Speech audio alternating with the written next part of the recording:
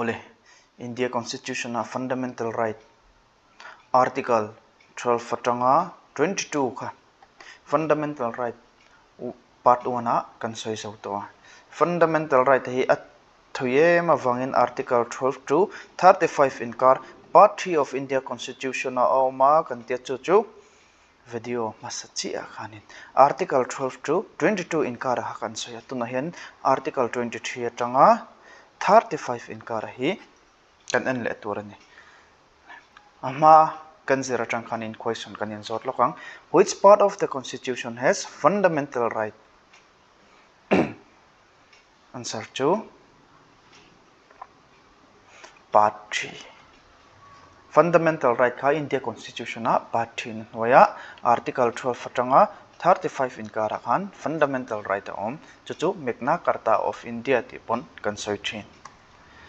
Under the Constitution, fundamental rights are restricted. The reasonableness of the restriction is decided by court. Answer is court. Fundamental right come under which article? A, B, C, D. Article 12 to 35. Fundamental rights are derived inspiration from which country constitution? A, B, C, D, USA. Which part of the constitution is called Magna Carta of India? A, B, C, D. Part 3 of India Constitution is also known as or also called as Magna Carta of India. 6 rights guaranteed by Article 19 cannot be suspended on the ground of nakina emergency to na kan lola thiam lo ni pon emergency provision kan zer huna insha thiam ngai ngai don war kan ti ta hi external emergency external aggression China in India ramri boya notice kan state kan ramani elo ta se Arunachal Pradesh ta hi lola rengot ta se khang hote ani lo pon India in ram tang te kha va chu ve taila khang tiang a kha chon external emergency ni amar chu internal emergency no chat armed rebellion khang tiang ho ka chan fundamental right article 19 ina min pek hi suspend thayani lo armed rebellion hi internal emergency nakena emergency provision kan zer huna ha chu in la shathiam which article prohibits discrimination only on the ground of religion race caste sex or place of birth? Article 15. Right against exploitation. Article 23 atanga 24. Right against exploitation kan mo. Chuchu tuna kan zirtan le na tur. Article 23 noya prohibition of traffic in human beings and forced labor kan mo. Traffic in human beings and beggar and other similar forms of forced labor are prohibited. Traffic in human beings. Human trafficking te po current affairs mishing bungruang maya in leile inshal. Prostitution. KS kan ti ang chite khat yang injor lui na tan te khanin ti lui thayan ni lo khat yang lo ti lui ni chonin shem thayan ni. Chu tiang bokin forced labor. Beggar kan ti te. Beggar helaya beggar kan ti hi omje chon a person is made to do compulsory work without payment. Eng ma lo nei lo khanin na kan tholui tirang chite kha beggar kan ti noi khan aronam other forms of forced labor are prohibited in any contravention to this provision shall be an offense punishable in accordance with law. Nothing in this article shall prevent the state from imposing compulsory service. Amrachu local council kan ti te village council kan ti ten natlang kan ti ang chite social service kan tiang chi kha akau thin kha kha chu tu man kan hel thailo kha te ang chi ho kha tho ngei ngei tur aron te chonin kan thok ve mai tur ani or kan lo thok thailo ni chonin phatna yan siamanga kan tho thailo chana kha chiang takin throi tu te hena kan shilanga anin reman lo te chonin min lo ol tir thai amar chu khalaya compulsory service kan te khanin authority thunai tu te po khanin heng discrimination on ground only of religion and tinan 7-day Adventist kan ti ho hi chu Saturday anin khomang Saturday clear khanin natlang kha an ko lui bik tlat chonin heng ho win thok thei don lo chu wang chuan 7-day Adventist poi an thok thei na turin weekdays a holiday a khanin alo omrem cha te po khanin social service kan ti po a ko thei ani lo pon heng sak pho ho Saturday an han thok ve thei silo an ni chau tho tu rang chi khan tin asiam tur ani lo race caste or class or any of them hatiang mang khanin discrimination kha a om tur ani lo traffic in human beings kan hmuwa hei mihring bungrua ang maya in leile in shal ang chi kha phalani lawa chutiang bokin forced labor kan tin huai hianin mi pakhatin daily rate zanga an hlo thei lain zathum chau hlo turin tu ma kan ti lui thei lo cho an ma ni ina an du thlan na in an hlo tur za ta po kha zanga daily rate ni ilaya helper kan tiang chi ta pon zangan hlo thei lai zathum chau hlo turin midang kan ti lui thei lo cho payment chu om thawa mar chu an du na nge an ma ni rem ti na nge anga thok turang chi kha ronin volunteer service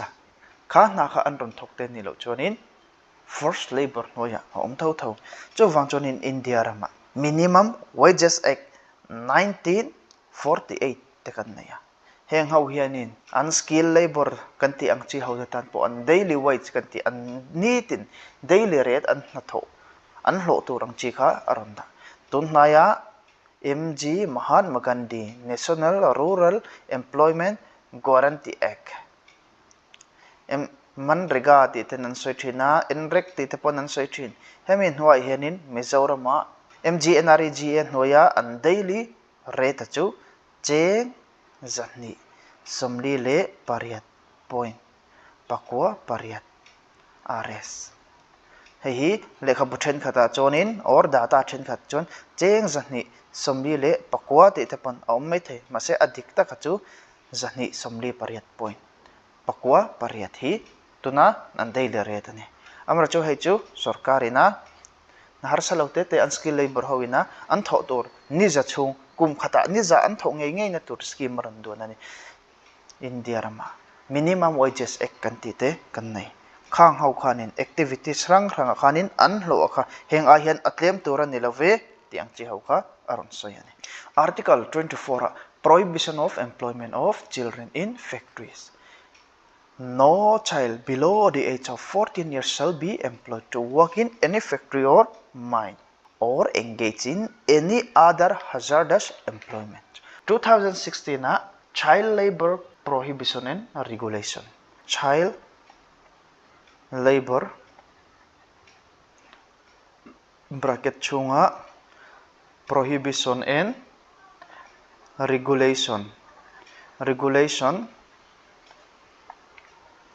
Amendment Act 2016 ina aron soyacho. It prohibit child labor prohibition and regulation Amendment Act 2016 ina aron soyacho kumsong palichin wailam hawaka prohibit the employment of children below 14 years in all occupation, whether hazardous or non-hazardous. Helaya hi kan constitution article 24 chuanin hazardous employment in aronda amara chu child labor prohibition and regulation amendment act 2016 ina aron siama chu kumsom pali chin wailam anni to chuan hazardous animo non-hazardous animo Kanghawa it prohibit any type of employment in any factory or mine. Amar chuhla hianin household in chunga no pang kan lo nei ni pon komsom palichin noilam kan lo nei ni pon khanghaw ko chu kan du na chonin family work a chonin kan tel ve thai. Right to freedom of religion.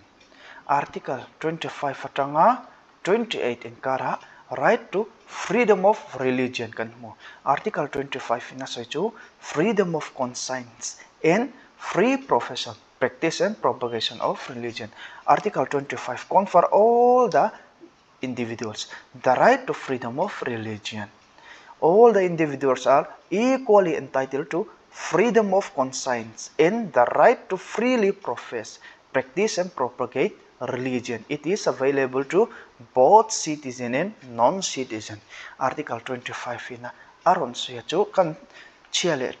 shet na manga adikani ahi chu adiklawani ti kan thliar ran thaina manga kan du ang zong tak sa khwa kan nei kha min phal sakani chu sa khwa chu kan du ang zong tak kan zom thaina turin zalen na kan nei chu kan zalen na chonin heng te po hi aron ten khamia kha kan zomanga kan practice thai practice kan ti hianin in khom te po niang chu tiang bokin khamia kha midang te hne na po engwangin nge kha sa khwa kha kan zom midang te hne na po kan tlang au pui thei he hi Indian citizen le foreigner te tan po he India raman amphot chonin an enjoy thai ani. Freedom of conscience means the inner freedom of an individual to shape his relationship with God in his own desirable way. Kan du dan zong tak kan rilru kan chiale thashet na ina hei hi adike he sa khwa hi atha e ti a pathian kan biak du dan kha kan thlan dan kha anternan Presbyterian an omang UPC an omang Hindu an omang Muslim an omang khang ho zong zong khan atha ber ne kan shet kha kan zom thaina turin zalen na kan naya thabera khan omeitur chu midangina minti lui thaya nilo. Right to profess include declaration of one religion, belief and faith freely and openly. Kan sa kovon chanaka engwange ti apoka adikani adik zia kan soi kha midang ten hena kan soi chona poka article 25 in aron phaltani helai hianin sa khwa kan du zong tak kan zom thaina turin zalen na kan nei kan ti hian eng sa khwa ma zom lo tur pon zalen na kan nei tho sa khwa nei shim hi angai ti na ne chong lo. Right to freedom of speech and expression kan nei khan right to silence cho freedom of speech and expression kan nei lai khan right to silence apoka kan fundamental right thau ni chu tiang bokin freedom of religion kan ti hi ron ma se sa khwa na eng ma in nam noi lawin eng sa khwa ma zom lo pon kan nom thei chu mi chu kan fundamental right ani tel thau ani. Right to practice means performance of ritual, ceremonies, exhibition of ideas and belief. Article 26 na waya freedom to manage religious affairs. Article 25 na insa khwa kan duang zong kha zalen na kha sa khwa ka zom turin zalen na min pe amar chu kha sa khwa khan public order, morality, health or other provision India constitution na individual development kan tiang chi ho constitution kal zong anga sa khwa o mani chon khang ho chu eliminate nga ya amar chu heng public order, morality, health kan ti te khatiang rang human development kan ti ang chi ta na min ti tiam thei tu tur an ni si lo chon khang sa khwa ka a arem tia amar chu kha sa khwa ka alo omani pon religious affairs a hianin kha sa khwa kha zalen na anayang chunga da chon enge to establish and maintain institution for religious and charitable purpose, to manage its own affairs and matter of religion. Sarkar khan kha sa khwa kha religion khan affairs khan eng ma in ro lawang chu wang chon India is secular state to administer such property in accordance with law. Ternan movable le immovable property pon lo nei thai khang tianga khanin religion affairs achon religion chok state aronian ro lawang India is secular state kan tia enge omsia kan ti chon India rama chon state a omanga religion a sangina omong cho separation of religion and state kan tia kha secular state kan tia chonin aron omtani India rama secular state India ram hi kan nia chu wang chonin official religion kan tiang chi kha India rama omlo amara chu helaya western ina state le religion separation an siam ringot ang hi anivelawa India ram secularism achon India secularism achon state omanga religion a omang state hian eng religion maka discriminate en shanna anei turanilaw it should treat all religion as equal. It should not favor any religion. du sakbik anei turani lawa sakwa zong kha in ang khat vekin a en turani hi preamble sa po kan sai to secular kan ti khan article 27 freedom as to payment of taxes for promotion of any particular religion. No person shall be compelled to pay any taxes. Hi enge omsia condition article 27 na asai chu internan state hianin. India ram hianin Hindu kan tamboka. Hindu hi promote na turin kumtin veibel che sang khat ka pedon chawa. Chu veibel che sang khat chu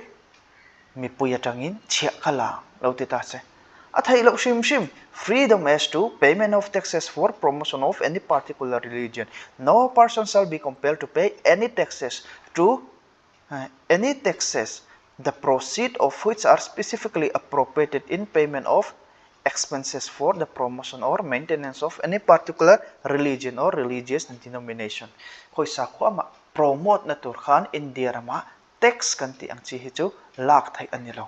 Article 28 na hoya freedom as to attendance at religious instruction or religious worship in certain educational institution.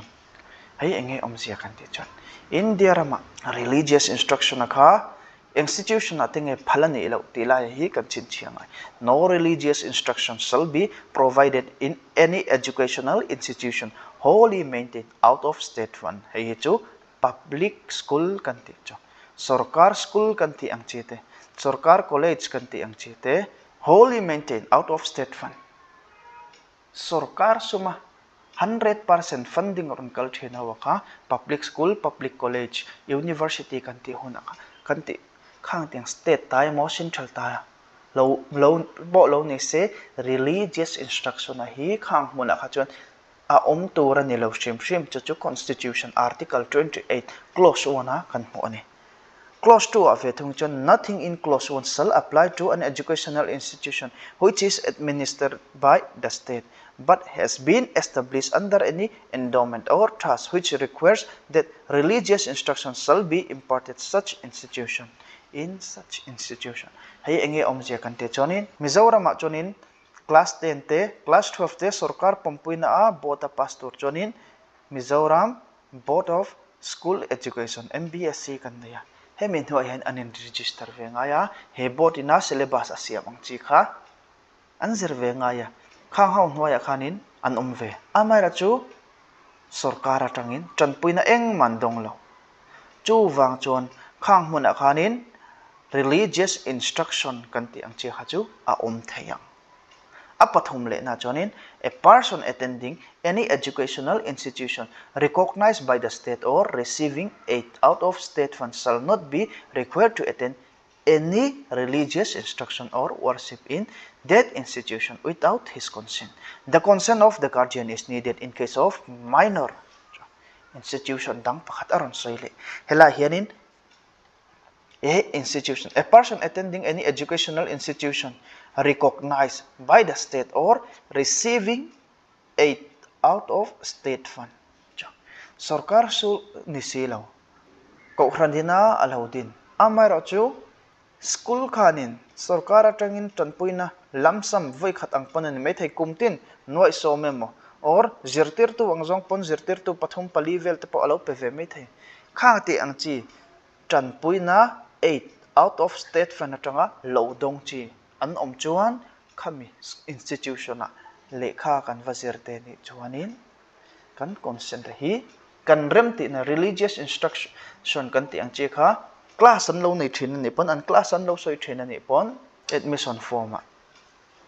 religious instruction kalpui ani thina chu sa khwana kan sa khwana thilang chi kha inzirtir ni thina chu tiang class a chonin kan omanga ya he school kan kaldu chon kha instruction ngai thlatur khanin karem ti e tin ang chi kha allow in zia kanga atopa signature pe kanga thin kan chher chian chonin religious institution sang thanga chonin recognize and receiving aid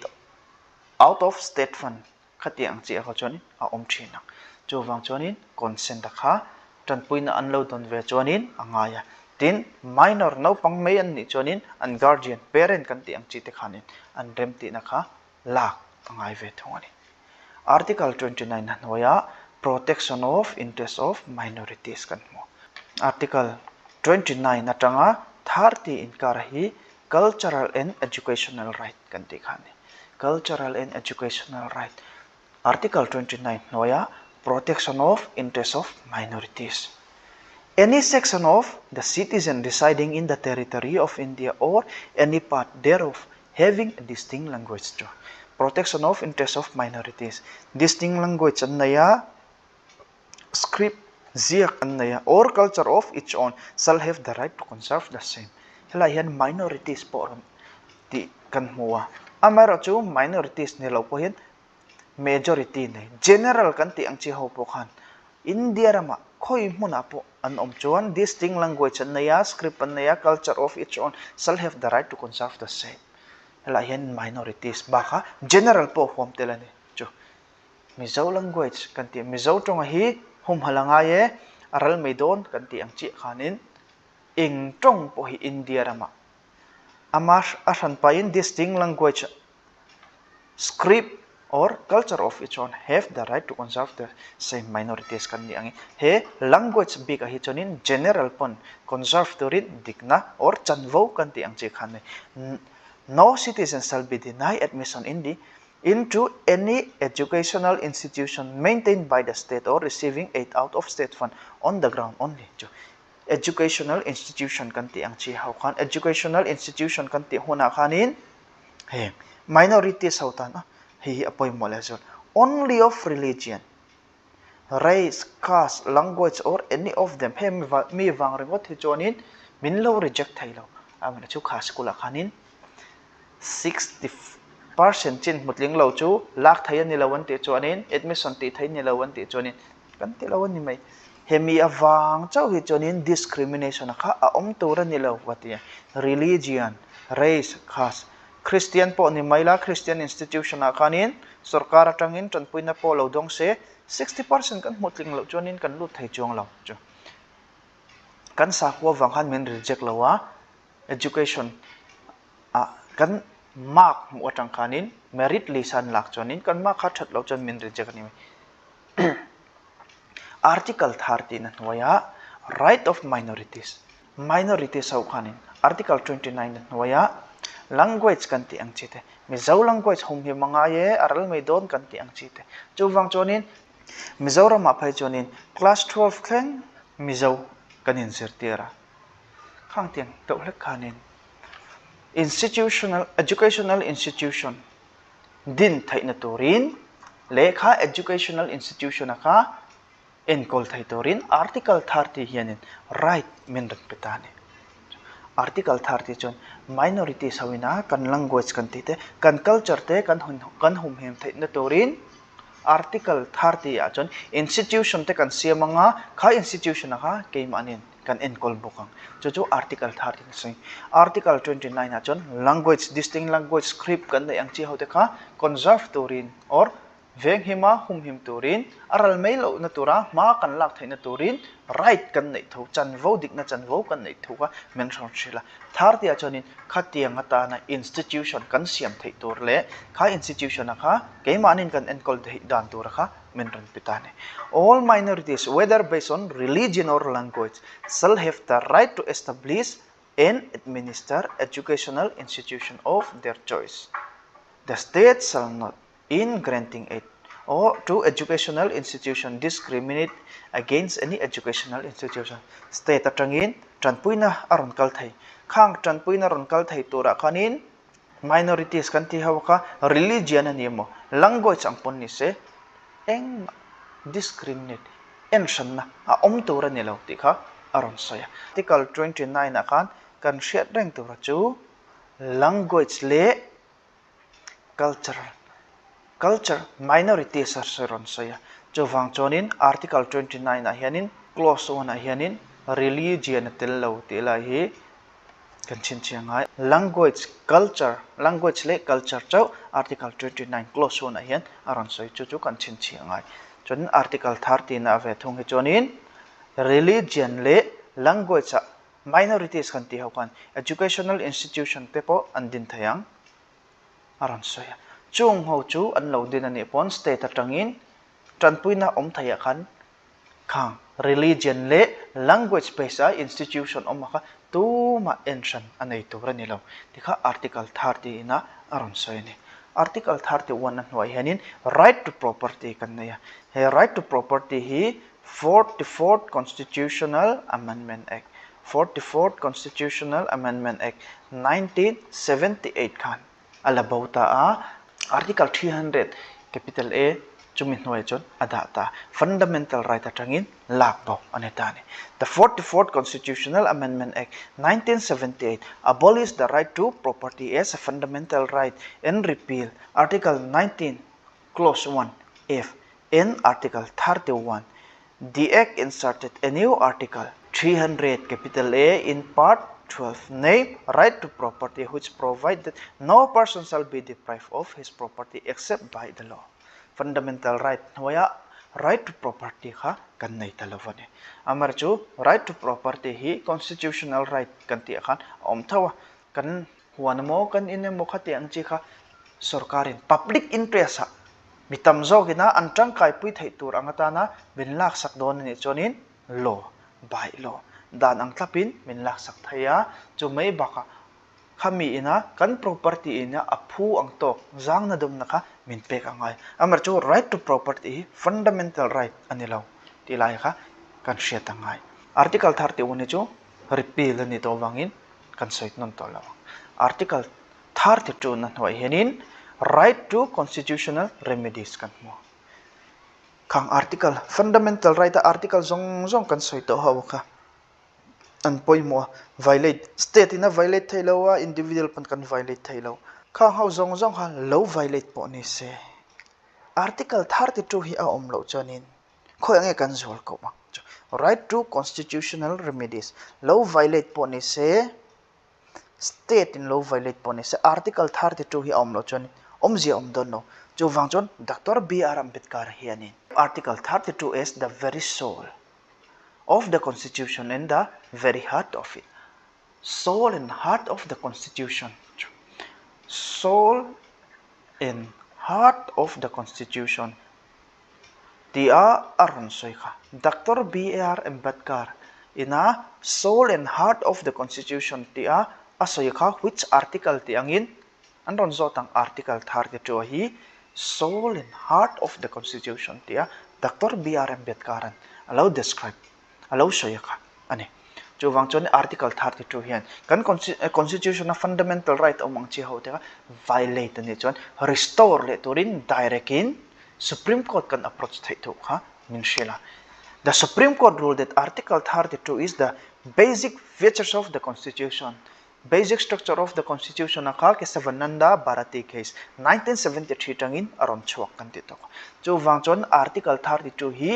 basic structure of the constitution kan ti housing khan basic features of the constitution ani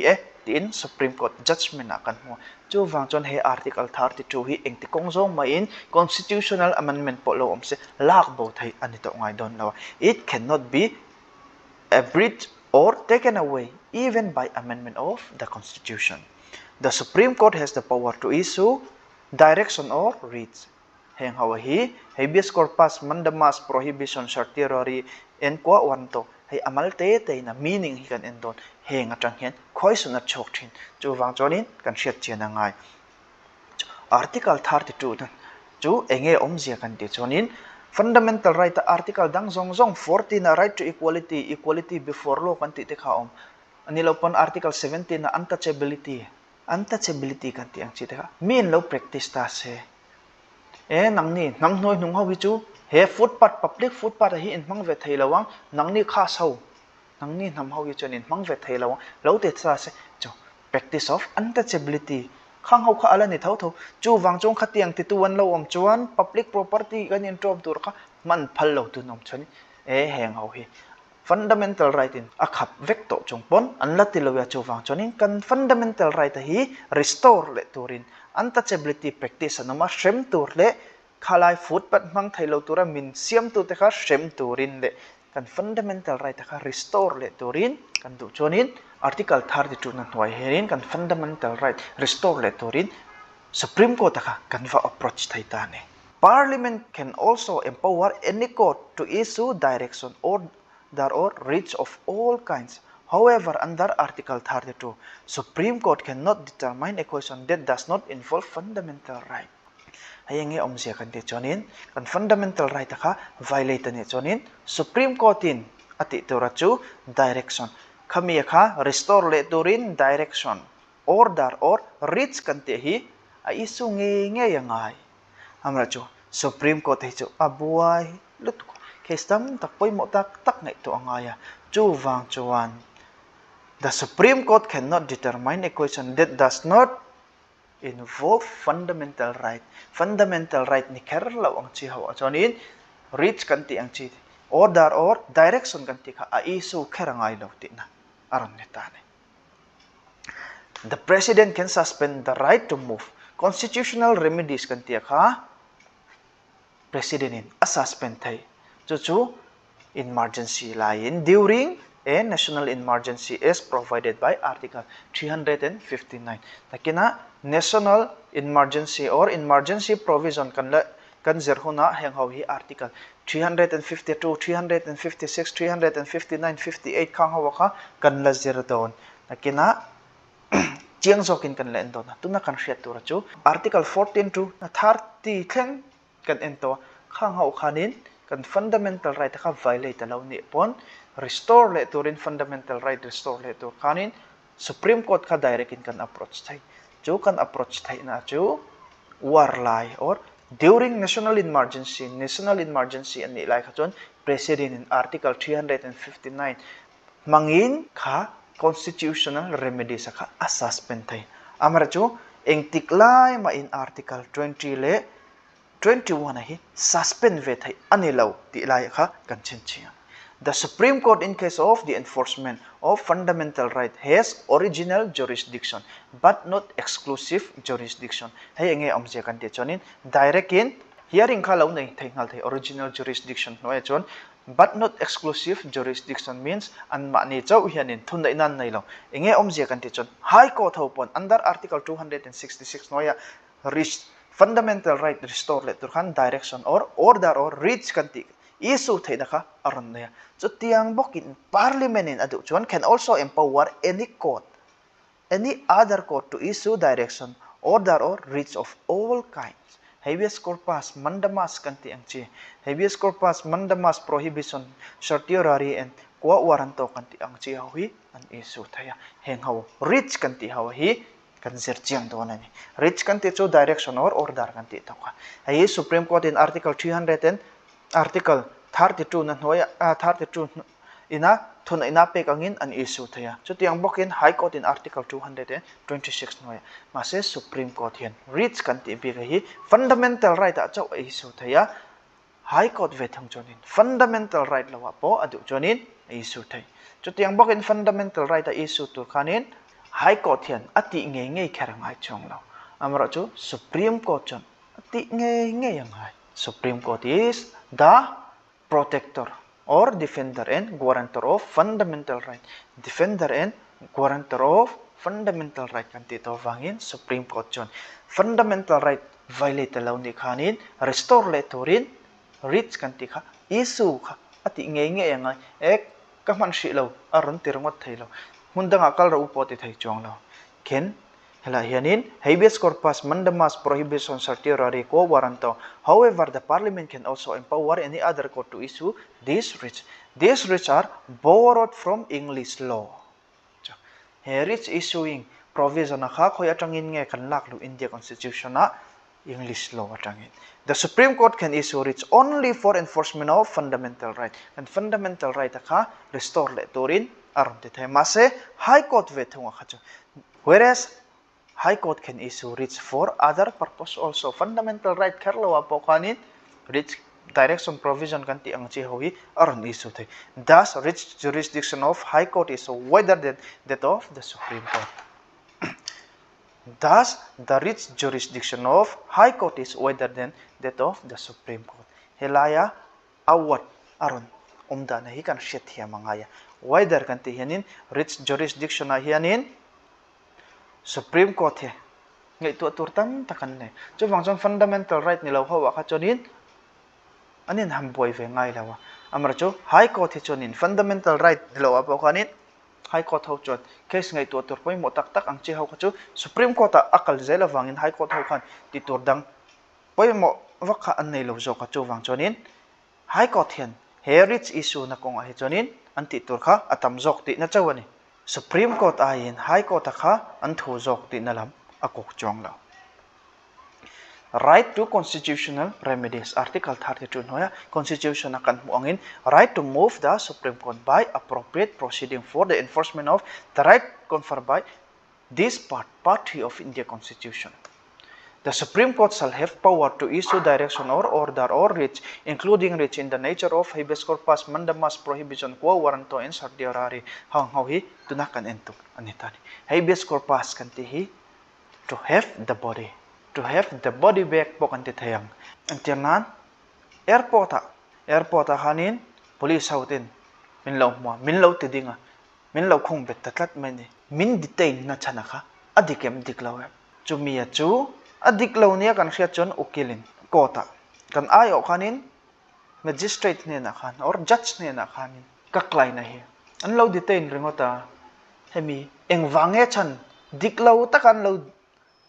detain ringota, an law kung san ringot chuan, if the detention is found to be illegal, the court will set the detention person free to have the body of. To have the body of. Kantil upon habeas corpus Latin wadania to have the body back po kantithayang. This writ can be issued against both public and private individuals. The writ is not issued when the detention is lawful dan ang taka kung san an ni chon o detain an ni chonin hetiang hi issue thayen chong lo achana ka min detain eng wangin nge min khung ran or eng wangin nge kan chon phal lo eng wangin nge min da ran khala ya kha adiktok nge diktok lo kha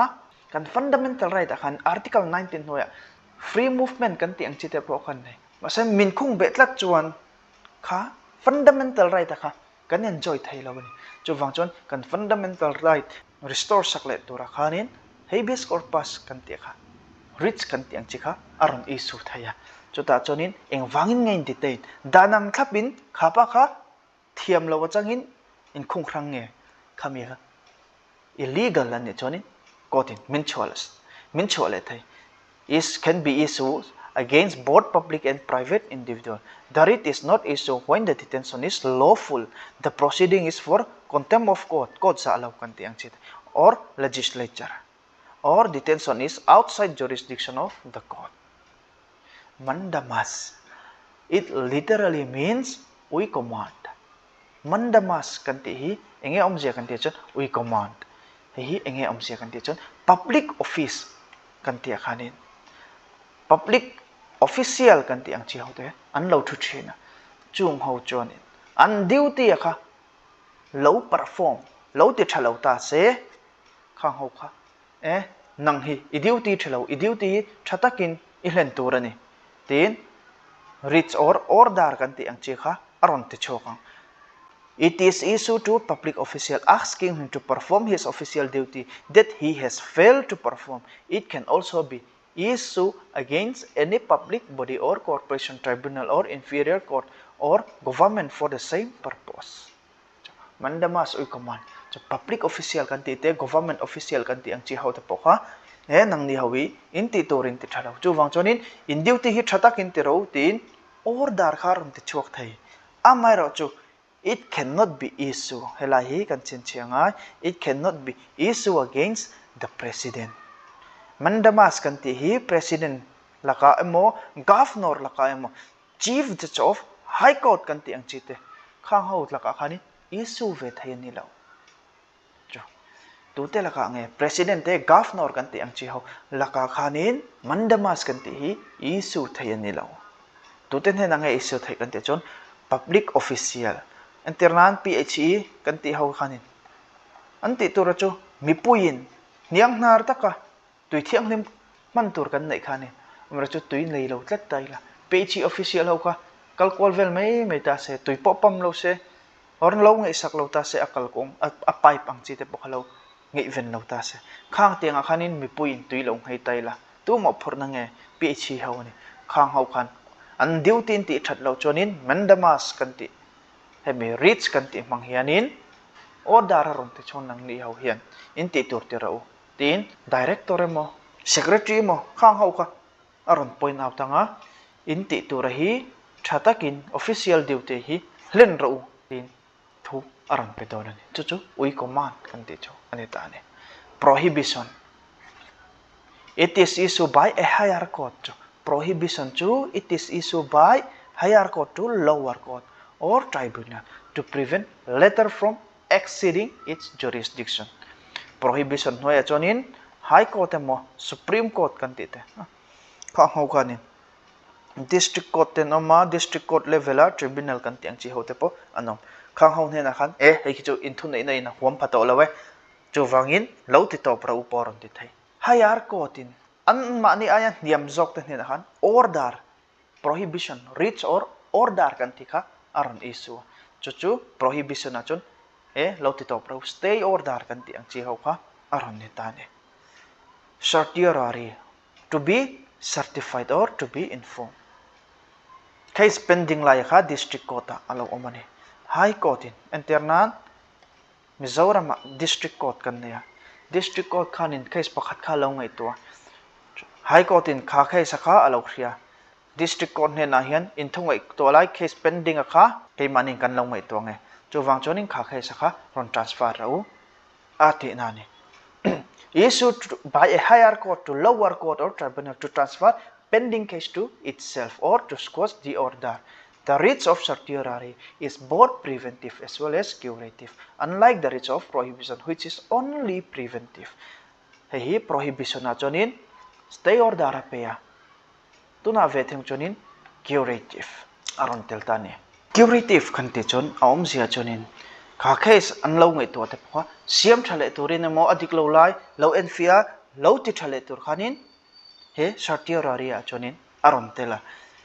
prohibition a chon ek in case sakha lo ti to pro preventive curative a chonin ti to pringot lo khan kha khai sakha an ngai to adana kha or an judgment lo siam po kha adik tok lo pon thei chu siam thale thei tur khanin certiorari a chonin thunei na kha aron teltani it cannot be issued against private individual and legislative body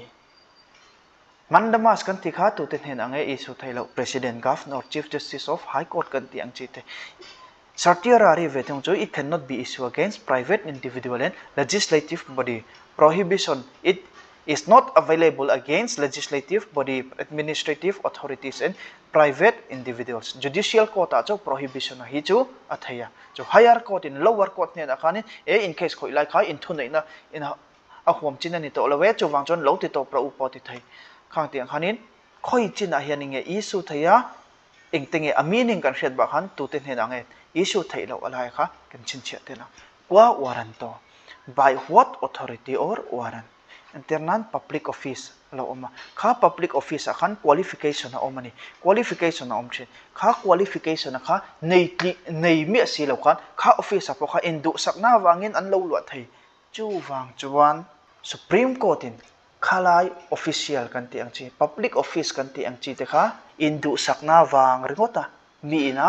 kha public office kha alu kha thailo qualification te omchin khang te angchi kha unqualified tem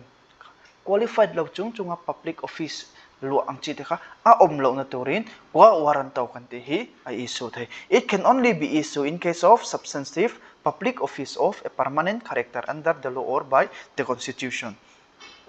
it cannot be issued in case of ministerial office or private office chief information commissioner kan te angchi te poka qualification an nei tur kha omthi chutiang bokin attorney general of india kan ti te khang hawa kha advocate general kan ti angchi te po an om khang hawa kha qualification angai chung ho chu kan du sak zong te kha office khan kan om ti ringot tur ni lo chubi an lo omani chonin by what authority or warrant hemi kwa warrant to kan ti hi aron issue thai it can be sought by any interested person and not necessarily by aggrieved person atwar tu kan ni kharangai lo khalaya pilm mo khatiang chi lo soi chok tu tur khanin du in a mu piang khanin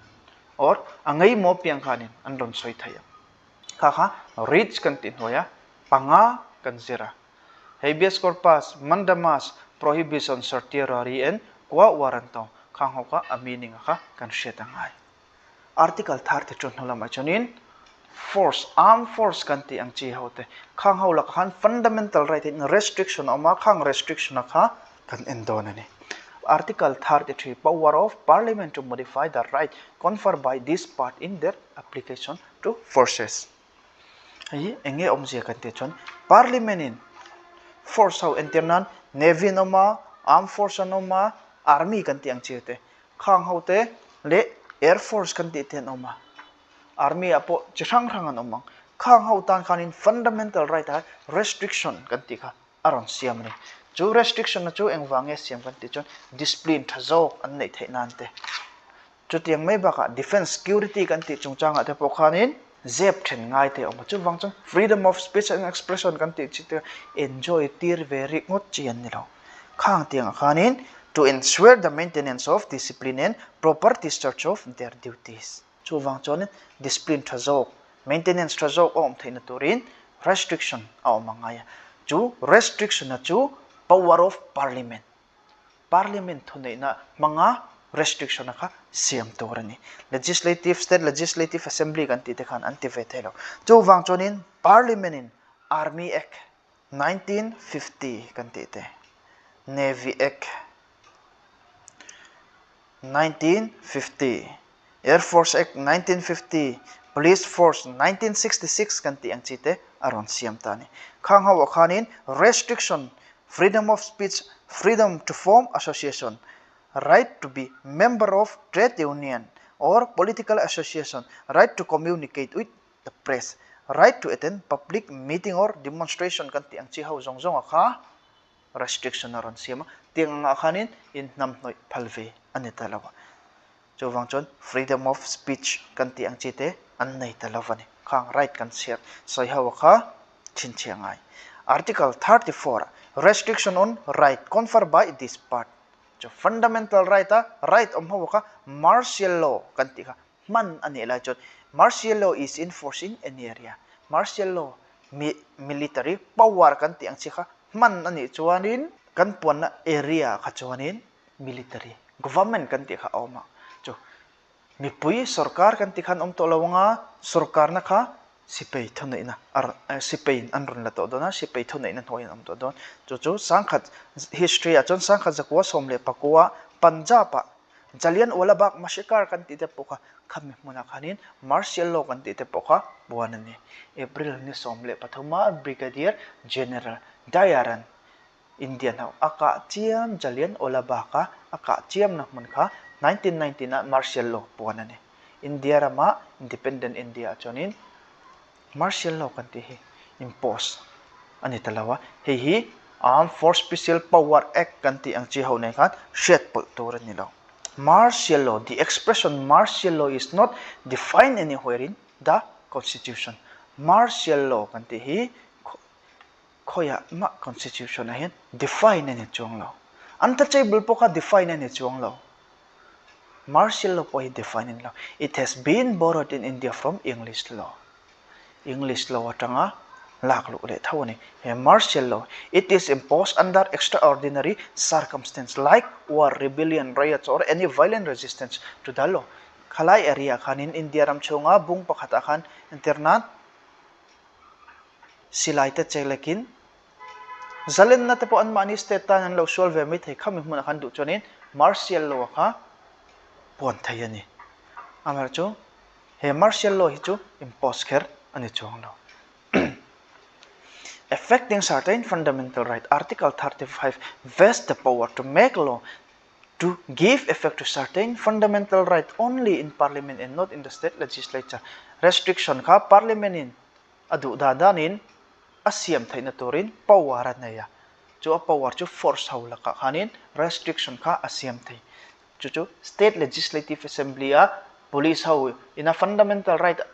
an enjoy thailo tur lo don vering ota athai lo ti nani according to article 35 the parliament shall have in the state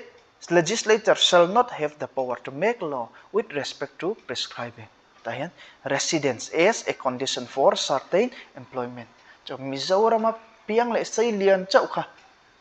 public employment na sarkar na deal chungchang khanin discrimination ground of discrimination atan aman thailo ti la ya kha kan shetangai empowering court other than supreme court te high court kan ti te khanin reach direction or order kan ti khan issue the khami ni lo po kha parliament chona du chonin thu nei na apethaya court adu du kha mase kha kha state legislature na anti ve thailo ni restriction or abrogating the application of fundamental right to member of armed forces haula ka khanin fundamental right kheng khoi te hingi an enjoy ve thailo tur khang list ron siam tu tur kha parliament an ni indemnifying any government servant or any other person for any act done during the operation of martial law in any area martial law manani chonin military government akhanin zandar ko hnulama chho phalo te chon chho lo me tu lo chuak loyan om chonin ka hlum tur te polo ti se lo chuak lu se dar som le chan via mi lo ka hlum ta se kha a ka hlum kha khalai martial law an bon lai athil ti awanga thiam lo chan na tur kha eng mane lo chu chu indemnifying any government servant or any other person for an act done during the operation of martial law pon ani wangin khalaya athil lo ti kha chu athil lo ti ni me chu wang chong khapa kha thiam lo chan ter tur ani lo ve tin article 35 na tha hianin parliament ina power an nei ang chi haute kha